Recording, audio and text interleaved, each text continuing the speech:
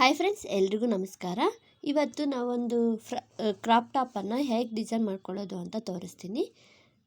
ಒಂದು 3D outline ಇರೋ ಒಂದು ಫ್ಲವರ್ನ ಹೇಗೆ ಡ್ರಾ ಮಾಡ್ಕೊಂಬಿಟ್ಟು ಟಾಪ್ ಮೇಲೆ ಸ್ಟಿಚ್ ಮಾಡೋದು ಅಂತ ತೋರಿಸ್ತೀನಿ. ಇದನ್ನು ನಾನು ವಿಡಿಯೋದಲ್ಲಿ ಕಾಣಿಸ್ಲಿ ಅಂತ ಹೇಳ್ಬಿಟ್ಟು ಸ್ವಲ್ಪ ದೊಡ್ಡದಾಗಿ ನಾನು ಸ್ಟಿಚ್ ಮಾಡಿ ತೋರಿಸ್ತಾ ಇದ್ದೀನಿ. ಇದೇ ರೀತಿಯಾಗಿ ನಾವು ಚಿಕ್ಕದಾಗಿಯೂ ಸಹ ಮಾಡ್ಕೋಬಹುದು. ಅದನ್ನು ನೆಕ್ಸ್ಟ್ ವಿಡಿಯೋದಲ್ಲಿ ತೋರಿಸ್ತೀನಿ. ಈಗ ನಾವೊಂದು ಕ್ರಾಪ್ ಟಾಪ್ ಆಗಲಿ ಇಲ್ಲ ಫ್ರಾಕು ಮೇಲ್ಗಡೆ ಬಾಡಿ ಪಾರ್ಟ್ ಆಗಲಿ ಈ ರೀತಿಯಾಗಿ ನಾವು ಕಟ್ ಮಾಡ್ಕೊತೀವಲ್ಲ, ಈ ರೀತಿ ನೀಟಾಗಿ ನಮ್ಮ ಮೆಜರ್ಮೆಂಟ್ ಪ್ರಕಾರ ಕಟ್ ಮಾಡ್ಕೊಂಬಿಟ್ಟು ಲೈನಿಂಗ್ ಕೆಳಗಡೆ ಇಟ್ಬಿಟ್ಟು ನಾವೊಂದು ಸ್ಟಿಚ್ ಮಾಡ್ಕೊಳ್ಳೋಣ. ಆಮೇಲೆ ಡ್ರೆಸ್ಸಿಗೆ ಮ್ಯಾಚ್ ಆಗೋಂತಹ ಎರಡು ಆಪೋಸಿಟ್ ಕಲರ್ ಇರೋ ಫ್ಯಾಬ್ರಿಕ್ನ ತೊಗೊಂಬಿಟ್ಟು ನಾನು ಈ ರೀತಿ ತೋರಿಸ್ತಾ ಇದ್ದೀನಲ್ಲ, ಈ ರೀತಿ ನಾವು ಸ್ಟಿಚ್ ಮಾಡ್ಕೊಂಬಿಟ್ಟು ಅದನ್ನು ಟರ್ನ್ ಮಾಡ್ಕೊಬೋದು. ನಾನಿಲ್ಲಿ ಪಿಂಕ್ ಮತ್ತು ಗ್ರೀನ್ ಕಲರ್ ತೊಗೊತಾ ಇದ್ದೀನಿ.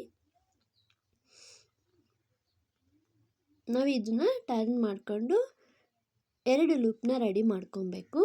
ಇದ್ರ ಸೈಜು ಚಿಕ್ಕದಾಗಲಿ ವಿಡ್ತು 1 ಇಂಚಿಂದ ಮೈಕ್ರೋ 2 ಸೆಂಟಿಮೀಟ್ರ್ವರೆಗೂ ನಾವು ಇದನ್ನು ಸ್ಟಿಚ್ ಮಾಡ್ಕೊಬೋದು. ಚಿಕ್ಕದಾಗಿ ಡೋರಿ ಥರ ಮಾಡಿಕೊಂಡು ಸಹ ಡಿಸೈನ್ ತುಂಬ ಚೆನ್ನಾಗಿ ಬರುತ್ತೆ. ಈ ರೀತಿ 2 ಕಲರ್ನ ಸ್ಟಿಚ್ ಮಾಡ್ಕೊಂಡ್ಮೇಲೆ ಚಿಕ್ಕದಾಗಿ ಪ್ರಿಲ್ಸ್ನ ಕ್ರಿಯೇಟ್ ಮಾಡಬೇಕು. ಇದನ್ನು ನಾವು ಸೂಜಿ ದಾರ ಯೂಸ್ ಮಾಡಿಯೂ ಸಹ ಮಾಡ್ಕೊಬೋದು. ನೋಡ್ತಾ ಇದ್ದೀರಲ್ಲ, ಈ ರೀತಿಯಾಗಿ ಚಿಕ್ಕದಾಗಿ ನಾನು ಪ್ರಿಲ್ಸ್ನ ರೆಡಿ ಮಾಡ್ಕೊಳ್ತಾ ಇದ್ದೀನಿ. ಒಂದು ಐಡಿಯಾ ಇದ್ದರೆ ಸಾಕು, ನಾವು ಅದರಿಂದ ಬೇಕಾದಷ್ಟು ಡಿಸೈನ್ಗಳನ್ನು ರೀಕ್ರಿಯೇಟ್ ಮಾಡ್ಕೋಬೋದು. ನೋಡ್ತಾ ಇದ್ದೀರಲ್ಲ, ಈ ರೀತಿ. ಈಗ ನಾನು ಸೆಂಟರ್ಗೆ ಪಾಯಿಂಟ್ ಮಾಡಿಬಿಟ್ಟು ನಾನು ಅದ್ರ ಮೇಲೆ ಈ 3D ಫ್ಲವರ್ ಸ್ಟಿಚ್ ಮಾಡ್ತಾ ಇದ್ದೀನಿ.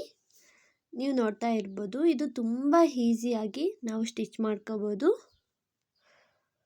ಎಂಬ್ರಾಯ್ಡ್ರಿ ಬರೆದಿದ್ದವರು ಸಹ ಈ ರೀತಿ ಚಿಕ್ಕದಾಗಿ ಡಿಸೈನ್ ಮಾಡಿಕೊಂಡ್ರೆ ಮಕ್ಕಳಿಗೆ ತುಂಬ ಚೆನ್ನಾಗಿ ಕಾಣಿಸುತ್ತೆ. ನಾವು ಈ ಫ್ಲವರ್ಸ್ನ ಕ್ರಾಪ್ ಟಾಪ್ ಮೇಲೆ, ಫ್ರಾಕ್ ಮೇಲೆ, ಹಾಗೆ ಲೆಹೆಂಗಾ ಬಾರ್ಡ್ರಿಗೆ ಎಲ್ಲಿ ಬೇಕಾದರೂ ಸ್ಟಿಚ್ ಮಾಡ್ಕೊಬೋದು. ನೋಡ್ತಾ ಇದ್ದೀರಲ್ಲ, ಈ ರೀತಿಯಾಗಿ.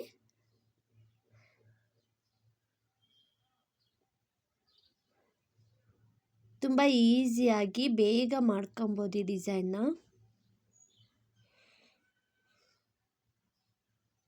ನಿಮ್ಗೆ ಈ ಡಿಸೈನ್ ಇಷ್ಟ ಆಗಿದ್ದರೆ ದಯವಿಟ್ಟು ಈ ಚಾನಲ್ನ ಸಬ್ಸ್ಕ್ರೈಬ್ ಆಗಿ ಹಾಗೆ ಲೈಕ್ ಮಾಡಿ.